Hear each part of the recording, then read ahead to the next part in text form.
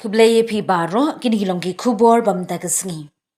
Kasorkar jila men ka khatwetrik unailar arhajar arpulai kalashim mi ka sunjam bandan da upot ye ka Jingleit bari jong Myntri rangba ka jila. Ki Myntri Sarkar bar ki ofisar ka banong no tang arsin hakawe ka snem mang tingka yathu uba pol lingdo unong aiktien ka Sarkar MDA2 shakilat pathai khubor hadin baladep shim da ka cabinet. Ka sarkar u konrad ki sangma kabla ba akli ha ka jingelang jung ka kinhun Myntri kabla penya de Myntri rangba ka jilla konrad ki sangma ki katu kat ni na kini ki Jingleit bari ki de halor ka jingsha khot sngoba ki jingelang ki Jingleit delegation bat kumta ter na ki program ba pher kum ki project ba beting kana shabari ka capacity building program bat kiwe was the need to rationalize and limit foreign visits by officials of the state government. Of course, several of these visits are on the basis of invitations, conferences, delegations,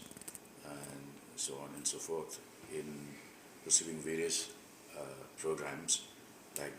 externally aided projects, training and capacity building programs, etc. But taking into account the fiscal limitations and also the need to rationalize these visits, foreign visits of any official of the state government, including contractual staff, will be limited to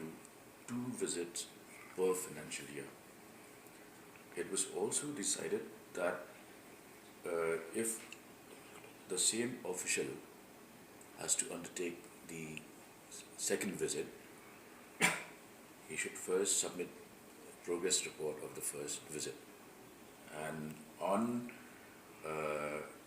his ability to submit a satisfactory report with tangible results, then only the second visit will be cleared. And also we have decided that the state government can sponsor only one visit,